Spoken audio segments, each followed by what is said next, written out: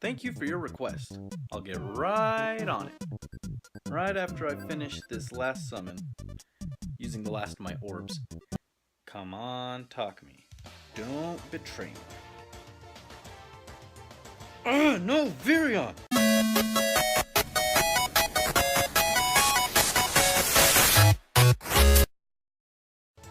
Greetings everyone, I'm Hoodie Angel Brandon, and today we're taking a look at Fire Emblem Heroes, because the internet told me to, and I'm very easily influenced. Seems like as good a reason as any, so let's get started. Background information. I was very skeptical when Nintendo declared they'd be making mobile games, and the first one wasn't even going to be Mario or anything, but Mii's? Even I was wondering what they were cooking up over there in Big N. But then, Miitomo was actually pretty fun, so they must know what they're doing, right? Well, this is one of the next mobile games following after Miitomo that makes use of Nintendo's wealth of IPs, Fire Emblem Heroes. For the many uninitiated with Fire Emblem, I'll quickly go over the basics here. Fire Emblem is a tactical turn-based RPG featuring characters from the hit game Super Smash Bros. In it, you command various units, each with different strengths and weaknesses as you attempt to rout the enemy on various maps. This is a sort of light entry in the series, and much to everyone's surprise, it isn't a mobile waifu petting game. The game is free to play, with microtransactions in the form of orbs, which are used to summon more units, among other things. But I feel it was pretty fair on giving enough that I never felt like I needed to buy them. You can get a few orbs each day just for logging in, as well as the first time you clear certain challenges, maps, and events. And good thing, cause they're ridiculously expensive. It does mean I couldn't just buy orbs till I got my favorite characters, but it beats being forced to pay for the game outright. Anyways, all that aside, let's approach the review proper.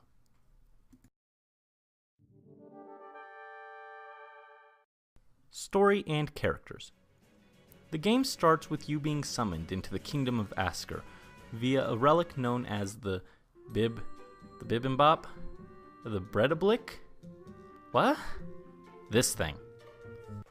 You are declared to be a legendary hero, or something, and are tasked with aiding the Askerians' Order of Heroes with defending the kingdom from their foe, the Emblean Empire, by summoning various legendary heroes from other worlds to command in battle. Yes, instead of fighting on the front lines, you're relegated to the role of tactician a la Robin, because according to Alphonse here, I'm a natural at it. Sure, if by talented tactician you mean throw units at the enemy and see what happens without regard for their safety, then yeah, I am pretty darn great. Thus, you end up helping the Askerian army push back the Emblean Empire's advance. From here, you'll be traveling to various realms to free conquered armies and protect others. That's the gist of it. I like the concept here a lot. It's a cool way of trying to tie all these worlds and games together. But... okay, I'm sorry. People complained about Fate's storyline being bad. They're wrong. But here it's really shallow and predictable. Yeah, it's a free-to-play mobile game that's more meant to introduce newbies to the series' style of gameplay, but why not take the opportunity to show how cool Fire Emblem stories can be? Really make people invested. I mean, it doesn't have to be Dante, but something a little more than what we got would have been appreciated. The groundwork is there for a good story, it just needs to be fleshed out. Also finished. The story cuts off without ever being resolved. I assume and hope this will be addressed in future updates. Also, the designs for these new characters are great. They look really cool. Unfortunately, in terms of actual personality, I've never cared less for a character from a Fire Emblem game. Even the disaster that was Effie was better than these guys. Such a shame. I didn't feel invested in the new characters or their story whatsoever. None, nada, zilch. I ditched them for other random characters I found pretty early. Even when I tried to make myself use them because it's their story, I just couldn't. I ended up more attached to Muscles McNoshirt over here than the main protagonists. Speaking of characters, there are a lot. Aside from the main cast, there are units from a variety of Fire Emblem games. But despite being advertised as having characters from all the games, as seen in the Choose Your Legends ballot, there are a lot missing. Oddly enough, I didn't even see the number one pick among male characters from the ballot, Ike. I assume more characters will be added in later, but it's a shame if your favorite game has no reps since it was kinda advertised as having them. Also, side note, you all have terrible taste. Ike took up 2 of the top 10 slots for male characters. Y'all need some Crown Prince Xander in your lives. These are truly the best characters. Okay, the best characters minus Camilla, Noe, and Sakura. They were doing well enough, I didn't see a reason to vote for them. You can tap a character's name to get a brief bio, as well as a little speech button to get some short dialogue. This does a good job of giving a basic introduction of older characters to series newbies like myself, but you're just getting a very one-dimensional look at the characters. They really lack any form of depth, which is unfortunate, but makes sense with the sheer number of characters here and the focus on battles over the actual characters and story. The characters you'll gain to use are determined randomly when they're summoned. I'll explain a little more later. But while it can be disappointing to not have your favorite character, being forced to use random characters encourages exploring ones you may not be familiar with. Otherwise, I'd just make a team of my favorites. I even got to discover some new favorites. This description seems a little familiar. This is Yusung and my child. He inherited his good looks and my knack for archery or something. Wait a minute, my game just updated and they added Yusung into the game for real. Archer family confirmed. Anyways, that about wraps up the story and characters. Next, let's march on over and take a look at the presentation. Graphics and audio. In terms of the game's art style, while simplistic, the background art is still really nice. There's a surprising number of ones for various terrains, from open fields, snowy areas, and places that look more like ruins. The sprite art for characters on the map also looks really nice. I personally almost prefer it over the sprites that are in the main games. Each character is readily recognizable. And the character's art itself is really good for the most part, with art for attacks as well as alternate art for when a character has taken damage. Even when Nintendo does a free-to-play mobile game, it still has that famous Nintendo polish. Art looks gorgeous, tiny effects when you tap the screen, everything looks really charming. Well, almost everything. This list could have looked a bit nicer, but it gets the point across, I guess. It just looks so bland compared to everything else. On the audio front, the various sound clips for characters are good, if not a bit limited. The background music is good too, with some tracks from various games like Fates and Awakening, and what I assume are some from older games I haven't played that have been updated. These probably updated tracks are actually pretty catchy, some of my favorites in the game in fact. And the guy singing the main song is actually pretty good. They should let me sing next time. Fire Emblem Heroes, something, something, something. All of your favorites are here, like this guy. Next, let's take on the most important part, the actual game. Gameplay. Being a mobile version of a Fire Emblem game, this game plays similarly to the main series games, taking a lot of mechanics from the main games, but also having other changes to make it more suitable for the new platform. Like many free-to-play mobile games, Heroes has a stamina system limiting how often you can fight before your units get tired, or something, which is a nice way of saying it has wait times. Though unlike most other games I've played like this, I was able to play several levels without this being an issue. This allows you to jump in and start very quickly, learning the basics and getting started. But the further into the game, the more stamina levels start to take, eventually getting to the point that you'll only be able to do about 3 levels in a row off of a full stamina meter. You can use stamina potions, which you can get as a reward for quests to keep playing, but you won't always have these. Before selecting a map, you can see what kinds of units you'll be facing, allowing you to plan accordingly. Even though I love archers, it's not the best idea to make a whole team of them. A balanced team allows you to cover weaknesses in battle. Or you can be like people online and make a team of 4 Lin. That's fun. With the reduced size of maps, I was concerned just how much strategy there would be. but the way they're set up allows for a pretty decent amount of strategy due to terrain setups and limited movement for each unit, varying weapon ranges, and the type triangle. It's definitely not on par with a full-fledged game, but there is more here than I first thought. The controls are fairly simple. You slide units around the screen to move, and onto another unit to interact with them. It takes a while to get used to the lack of a button to confirm an attack. I kept moving units, forgetting once I moved them I couldn't declare an attack, even if they were in range.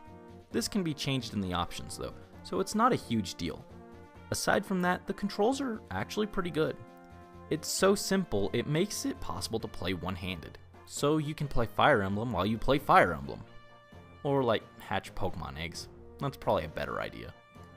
Various traits carry over from the main series, like the weapon triangle and flying units being able to traverse terrain others cannot. However, some things such as terrain bonuses were removed to keep things simple. In addition, a lot of the random chance has been removed from combat. Things like evasion and accuracy. I guess that makes up for the randomness of getting units, huh? Wait a minute. No! They got rid of the skill and luck stats! Which means my strategy of loading all the most gimmicky abilities onto a single character and praying for skill procs won't work. Speaking of stats, the attack and magic stat have been merged into a single attack stat, but defense and resistance remains unchanged.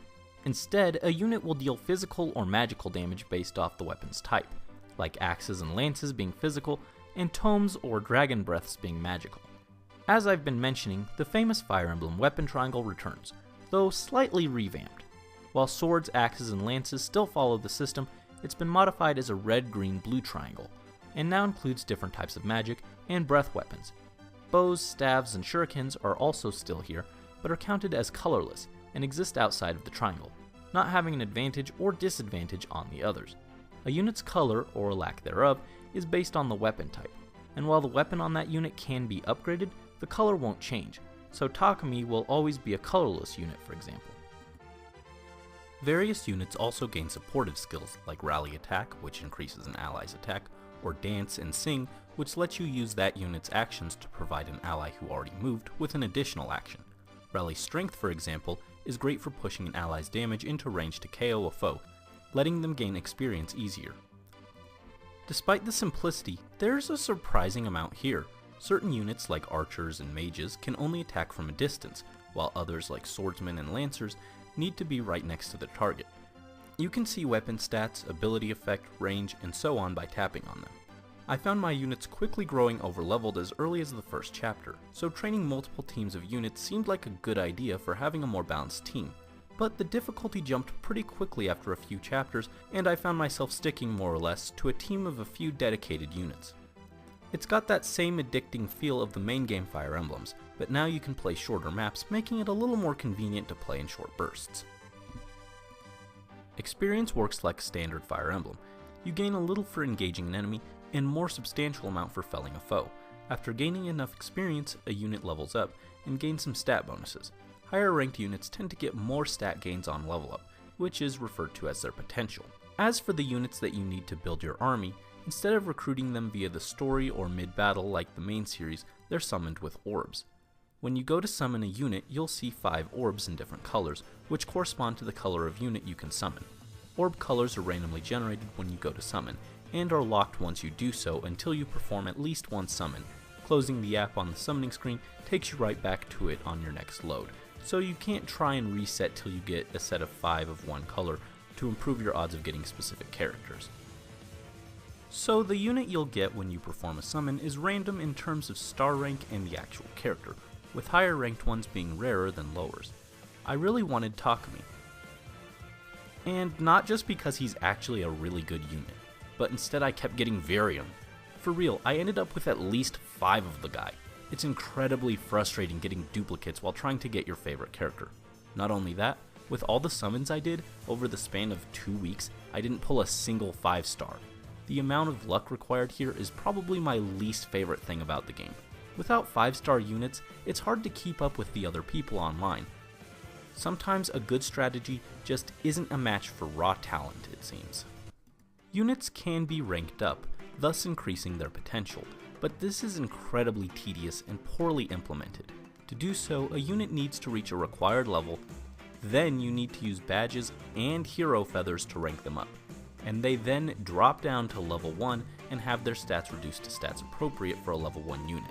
This makes trying to take a weak unit and beef them up so tedious and unrewarding that there's almost no point in using anything outside of 5 stars and the occasional 4 star that you're willing to invest the work into, but 3 star and lowers aren't usually worth the effort. This essentially further limits the pool of good characters. Of course, some characters like Takumi are going to be better than, say, Virion, just off of base stats and available abilities, but thanks to this, most of the units you summon just won't ever realistically be up to par. They're just filler to make you buy more orbs. Due to the random nature of summoning heroes, it's likely you'll end up with duplicates. You can combine 2 of the same unit to get some minor bonuses, but you can also send heroes back to their homeworld, and in compensation you'll receive hero feathers, which you need to raise the ranking of units. But you get a pitiful amount, both from this and just from doing missions, and the amount needed to rank up to level 5 is insane. Really, it's just terrible compensation for being unlucky and drawing duplicates and less powerful units with your rare and hard-earned orbs. I get they want you to spend cash on them, but again, the prices are beyond reasonable for a small amount of orbs. You can also get some coins for your My Nintendo account by completing missions, which can also be redeemed for rewards. Unfortunately, while you can get various items from them, you can't cash them in unlimited times for things that you'd actually want, like hero feather or orbs. I guess it's the thought that counts. Higher difficulties can be unlocked, so the game maintains a decent sense of difficulty, but you need to clear a chapter before you can challenge it on a higher difficulty, which can be tedious for those who want to jump right into a challenge. Also, the higher challenge is more of a higher level units with better skills than better AI. I still constantly had units throw themselves at me when they could do 0 damage, and mine would kill it on the counterattack, even when they didn't have any abilities that do chip damage or lower stat. The number of main story maps is small, with the story forcing you to return to the same realms multiple times. Hopefully we'll see more maps and an expanded story in the future. Finally, there are random maps you can use to train weaker units and get some rewards, an arena for matching up against teams made by random people online, and some special event maps that are updated periodically. These all play more or less the same though. Finally, let's wrap this up with my final thoughts. Verdict. There's a lot of stuff that's been simplified and streamlined to make Fire Emblem Heroes easy to jump into for beginners, even more so than the most recent games. I will say that it doesn't really tell you much beyond the basics after the tutorial though, so you have to actually read the information on your own, and there's so much there it can be a bit overwhelming. Even though I've played Fire Emblem before, I was rather intimidated by some of this game's mechanics like the stamina gauge, hero feathers, and so on, which the game didn't introduce via tutorial. Overall, it has its fair share of flaws, and boy are they glaring, but I can't really be too hard on it. I didn't spend a dime on it, but still satisfied my Fire Emblem fix. Kinda. I mean, I beat the game, but I didn't really feel like I beat the game. Overall, it does a good job of being what it wants to be, a light version of its series designed to draw people into said series, simplifying it in a way that's easy for beginners while still being fun enough so even series vets can enjoy it. It's not as good as a full-fledged game of course, but it's still fun for what it is, and after sinking nearly 500 hours into Fates, it's nice to have something a little different to play. It fills in nicely as we all wait for the next main series installments. Further, it also celebrates where the series came from. It's great to battle alongside both familiar characters and have the opportunity to learn about others. I think it will definitely get better as time goes on and it gets more updates. If you like Fire Emblem, or are even remotely interested in it, download it and give it a shot. Just don't spend your money on it, okay? It's not worth it. So that's Fire Emblem Heroes. Now, if you'll excuse me, I've got some more summons to do. The hunt for Lord Takumi continues. Go ahead and summon. Here we go. Yes! A 5-star! Wait, what's an Erica? I don't know you. You're not Takumi. This is bullshit.